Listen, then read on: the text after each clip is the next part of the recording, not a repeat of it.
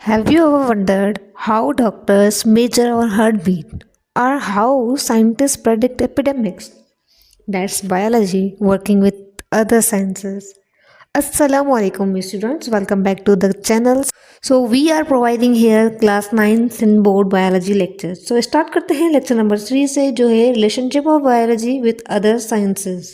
So समझते हैं पहले कि biology links होते क्या हैं. बायोलॉजी में आपको बता दूं कि बायोलॉजी अकेले वर्क नहीं करती, ये दूसरे साइंसेस के साथ मिलकर लाइफ को समझने में हमारी हेल्प करती है। जैसे कि हमने पढ़ा हुआ है कि बायोलॉजी में हम क्या पढ़ते हैं, बायोलॉजी में हम पढ़ते हैं लाइफ के बारे में। तो लाइफ को समझने के लिए बायोलॉजी खुद ये कह रही है कि वो अकेले में काम नहीं कर सकती, वो दूसरी ब्रांचेस दूसरी साइंसेस के साथ मिलकर काम करेगी तो ही हम लाइफ को समझ सकते हैं। तो ये क्या बनाती है, कनेक्शंस बनाती है दूसरी साइंसेस के साथ,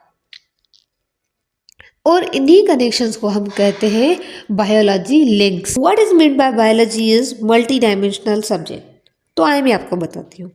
biology is not just studying about animals, plants और humans. It studies life from different angles.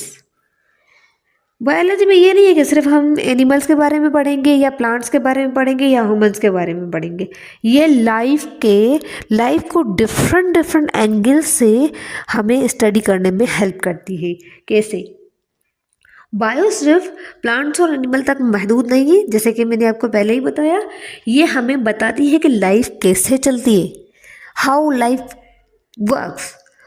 Sales और मॉलिक्यूल्स जो होते हैं वो कैसे काम करते हैं, वो कैसे कैसे फंक्शंस परफॉर्म करते हैं, और एनवायरनमेंट के ऑर्गेनिज्म पर क्या इफेक्ट है, ये सारा कुछ हम कहाँ पढ़ते हैं, बायो में पढ़ते हैं। तो इसीलिए बायो को हम कहते हैं मल्टी डायमेंशनल सब्जेक्ट। एग्जाम्पल है फ्रॉग की। अगर हम फ्रॉग की स्टडी कर रहे होंगे तो अगर हम उनकी एनाटॉमी पढ़ेंगे, एनाटॉमी हमने आपको पढ़ाई थी पिछले लेक्चर में, अगर आपने वो लेक्चर अटेंड किया होगा तो आपको समझ आएगा कि एनाटॉमी है क्या। अगर नहीं भी आया तो मैं अभी एक्सप्लेन कर देती हूँ। बाकी जो ब्रांचेस हैं वो आप देख सकते हैं पिछले लेक्चर की वीडियो में, वो हमारे चैनल पे पड़ी हुई है। अगर आपने नहीं देखी तो आप वहाँ देख सकते हैं।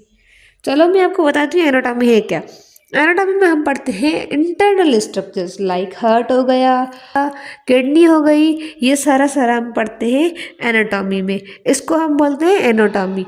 तो अगर फ्रॉग की एनाटॉमी पढ़ेंगे तो इसके क्या कहेंगे, बायोलॉजी। और अगर फ्रॉग का जंपिंग मैकेनिज्म पढ़ेंगे तो ये हम कहाँ पढ़ेंगे, फिजिक्स में पढ़ेंगे। अगर उसकी एनर्जी फ्रॉग की और मेटाबॉलिज्म यानी कि उसके अंदर कौन कौन से रिएक्शन वगैरह हो रहे हैं वो हम पढ़ेंगे केमिस्ट्री में। और अगर हम पढ़ें पॉपुलेशन उसकी क्या है फ्रॉग्स की एनवायरनमेंट में, तो हम वो पढ़ सकते हैं, वो समझ सकते हैं मैथ के ज़रिए और बायोजोग्राफी के ज़रिए। तो आपने देखा कि कैसे डिफरेंट ब्रांचेस एक लिविंग ऑर्गेनिज्म को समझने के लिए हेल्प कर रही है। इसीलिए हम बायोलॉजी को कहते हैं multi dimensional subject, because it works connectively. Like अगर हम ह्यूमन की एग्जांपल लें, अगर वो क्योंकि जब वो मूवमेंट करता है तो ये सिर्फ बायो नहीं है, यहाँ पे हम सिर्फ बायो नहीं पढ़ते। फ्रॉग जो मूवमेंट करता ह्यूमन जो मूवमेंट कर रहा है ये फिजिक्स के लॉस को भी फॉलो करता है। सिमिलरली अगर हम एक ऑर्गेनिज्म, एक ह्यूमन की अगर डाइजेशन की बात करते हैं तो वो उसके केमिकल रिएक्शंस केमिस्ट्री से कनेक्टेड है। और जैसे मैंने आपको बताया बायोलॉजी क्या है, biology is multi dimensional subject और इसे इंटरडिसिप्लिनरी सब्जेक्ट भी कहा जाता है, इसीलिए ही क्योंकि ये दूसरी साइंसेस के साथ मिलकर काम करती है। हम स्टार्ट करते हैं bio with the other sciences. जो मेन होंगी हम वो पढ़ेंगे, जैसे कि फर्स्ट हमारी हो गई bio physics. Let's move on. So this is our first bio physics. Biology is another and physics is another subject. When both of these combine, they make a biophysics. Study of physical laws in living organism. Biology एक branch है physics की, यहाँ हम physics के laws और techniques use करके life के process को समझें। कैसे लाइफ के प्रोसेस को समझते हैं मैं आपको बताती हूँ। बायोलॉजी एक फिजिक्स की ब्रांच है। यहाँ हम फिजिक्स के लॉज और टेक्निक्स को यूज करके लाइफ के प्रोसेसेस को समझते हैं। प्रोसेस क्या होते हैं लिविंग ऑर्गेनिज्म में और उनकी स्टडी को क्या कहा जाता है, ये सारा कुछ हमने पढ़ा था पिछले लेक्चर में। फॉर एग्जाम्पल कैसे, मैं आपको समझाती हूँ एक एग्जाम्पल लेके। एनिमल का मूव करना लॉ ऑफ मोशन फॉलो करता है। अगर फ्रॉग मूव कर रहा है एक जगह से दूसरी जगह तक, तो ये क्या कर रहा है, लॉ ऑफ मोशन को फॉलो करता है। लॉ ऑफ मोशन हम कहाँ पढ़ते हैं, लॉ ऑफ मोशन हम पढ़ते हैं फिजिक्स में। तो ये क्या है, ये कनेक्टेड है। जैसे हार्ट और ब्लड फ्लो, हार्ट क्या करती है, ब्लड को पंप करती है, पूरी बॉडी में ब्लड को भेजती है। हमारे हर एक पार्ट तक ब्लड कैसे पहुंचती है, वो प्रेशर के ज़रिए और फोर्स से चलती है। प्रेशर कहाँ पढ़ते हैं हम, फोर्स कहाँ पढ़ते हैं, ये दोनों हम पढ़ते हैं फिजिक्स में। तो ये कौन सा मैकेनिक्स फॉलो कर रहा है, कौन सी टेक्निक्स फॉलो करता है, ब्लड फ्लो जो कर रहा है हमारे पूरे बॉडी में, ये कौन सी टेक्निक्स फॉलो करते हैं। यहाँ पे प्रेशर लगाया जाता है और फोर्स लगाया जाता है। तो ये कहाँ है, ये फिजिक्स में होते हैं। सिंपली बायोफिजिक्स में हम फिजिक्स का यूज़ करके बॉडी और लिविंग थिंग्स, लिविंग ऑर्गेनिजम्स के काम को समझते हैं। मैं अभी आपको रेडियो फिजिक्स का तो कुछ बताती हूँ, जो है बायोफिजिक्स की ब्रांच। अगर हम बात करें रेडियो फिजिक्स की, जो है ब्रांच बायोफिजिक्स की, तो रेडियो फिजिक्स एक इम्पोर्टेंट ब्रांच है बायोफिजिक्स की, जहाँ रेडियो एक्टिव आइसोटोप्स यूज़ होते हैं। रेडियो एक्टिव आइसोटोप्स क्या होते हैं, अभी जैसे मैंने आपको बताया, जो फिजिक्स में टेक्निक्स होती हैं, लॉज होती हैं, उनकी हेल्प से हम समझते हैं किसको, हम समझते हैं लिविंग ऑर्गेनिजम्स को। तो कार्बन डेटिंग एग्जाम्पल लेती हूँ मैं। ये क्या है, ये एक टेक्निक है फिजिक्स की, जहाँ radio active carbon isotope use होता है। इसमें फॉसिल्स की एज का अंदाज़ा लगाया जाता है। फॉसिल्स क्या है, फॉसिल्स वो होते हैं जो बहुत सारे, वो लिविंग ऑर्गेनिज्म होते हैं जो बहुत सारे साल पहले एग्जिस्ट करते थे, लेकिन वो अब नहीं है, like dinosaurs. Radio labelling, radio labelling से हम ये समझते हैं कि न्यूट्रिएंट्स बॉडी के अंदर कहाँ ट्रैवल करते हैं। लाइक अल्ट्रासाउंड, अल्ट्रासाउंड में बेबी स्कैन किया जाता है और ऑर्गन चेक किए जाते हैं। लाइक लेज़र टेक्नोलॉजी की हम बात करें तो उसमें आई सर्जरी हो जाती है। So we are moving to the next and that is biomathematics. Biomathematics is a combination of biology and mathematics. Use of math to study life is called biomathematics.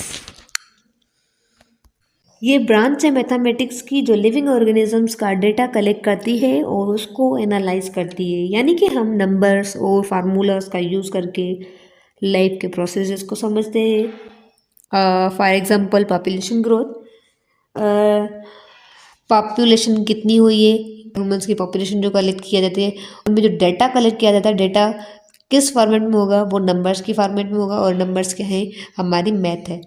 और डिजीज़ स्प्रेड जो होती है, like genetic trades को study करना, ये सब भी हम बायोमैथमेटिक्स में पढ़ते हैं। Biochemistry, biochemistry is a combination of biology and chemistry.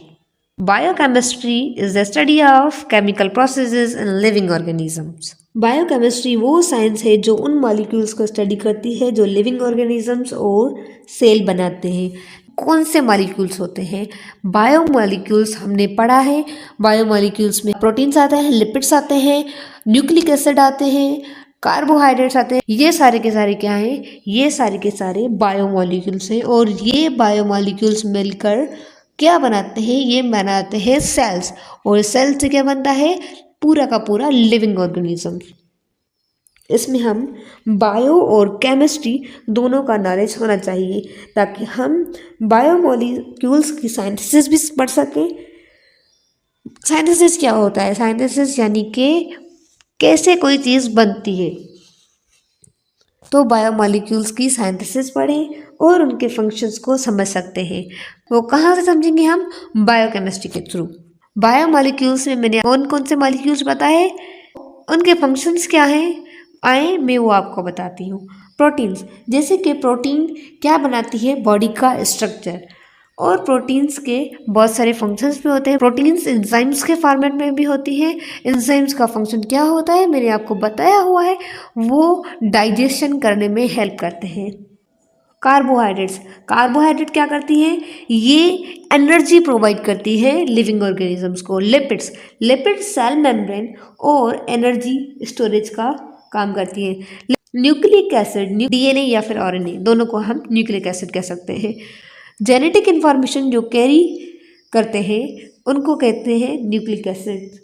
Enzymes, enzymes का मैंने आपको बताया, वो डाइजेशन में हेल्प करते हैं। डाइजेशन का मैंने आपको बता दिया, एंजाइम्स का बता दिया।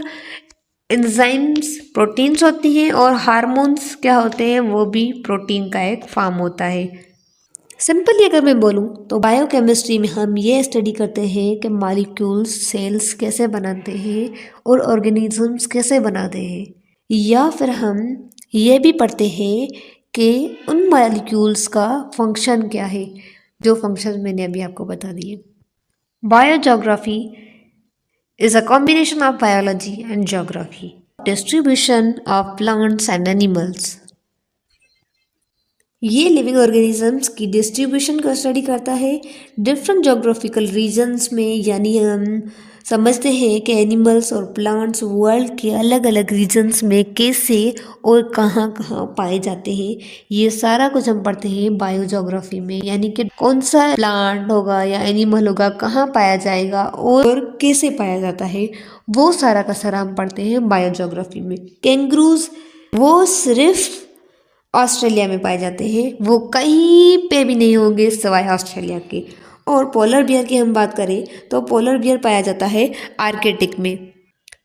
सो नेक्स्ट पे आते हैं, वो है bio economics. Bio economics is a combination of biology and economics. Study of sustainable use of resources is called bio economics. Bio economics वो फील्ड है जो इकोनॉमिकली इम्पोर्टेंट लिविंग ऑर्गेनिजम्स की स्टडी करती है, स्पेशली प्रोडक्शन के हवाले से। इसमें यह भी स्टडी किया जाता है कि बायोलॉजिकल प्रोडक्ट्स का सस्टेनेबल यूज़ किया जाए, यानी रिसोर्सेज जो होते हैं वो उसको किस तरह से यूज़ करना है कि वो फ्यूचर में भी कभी ख़त्म ना हो, इसको कहते हैं सस्टेनेबल यूज़। लाइक फिशरीज़ हो गया, मछलियों की फार्मिंग जिसे कहते हैं हम, या फिर फॉरेस्ट मैनेजमेंट की अगर हम बात करें, इसका मतलब ये है कि फॉरेस्ट की जो है वो उसकी प्रॉपर प्लानिंग किया जाए और उसकी केयर करें ताकि हम उनसे फ़ायदा जो है वो फ्यूचर में भी ले सकें। सस्टेनेबल यूज़ किया जाए, अभी भी फ़ायदा हो और फ्यूचर में भी फ़ायदा पहुँचे। Before winding up the lecture I will conclude this all of the lecture. जो हमने पढ़ा उसको हम रिकॉल करने की कोशिश करते हैं। बायोलॉजी क्या है, वो मल्टी डायमेंशनल सब्जेक्ट है ग्रेड, और जिसमें हमने क्या क्या पढ़ा। बायोफिजिक्स में हमने ये पढ़ा कि फिजिक्स के लॉज और टेक्निक्स को यूज़ करके हम लाइफ के प्रोसेसेस को कैसे समझते हैं। बायोमैथमेटिक्स में हमने ये पढ़ा कि लिविंग ऑर्गेनिजम्स की डेटा कलेक्ट करते हैं और उसको एनालाइज करते हैं, उसे हम कहते हैं बायोमैथमेटिक्स। बायोकेमिस्ट्री में हमने लिविंग ऑर्गेनिजम्स के अंदर जो केमिकल प्रोसेसेस हो रहे हैं, एक डाइजेशन हो रही है, उसको हम बोलेंगे बायोकेमिस्ट्री। और बायोजोग्राफी यानी कि डिफरेंट लिविंग ऑर्गेनिजम्स कहाँ और कैसे पाए जाते हैं और किन रीजन्स में पाए जाते हैं, उसको बायोजोग्राफी कहा हमने। और बायो इकोनॉमिक्स की बात करें तो हमने पढ़ा कि कैसे सस्टेनेबल रिसोर्सेज को यूज़ किया जाए ताकि वो हमें अभी भी फ़ायदा पहुँचे और एंड तक फ़ायदा पहुँचे फ्यूचर में भी। So students, I hope this lecture is clear, and if you have any kind of question then you may ask in the comment section, and if you like this lecture then subscribe and also press the bell icon. मिलते हैं next lecture में। अल्लाह हाफिज़ students.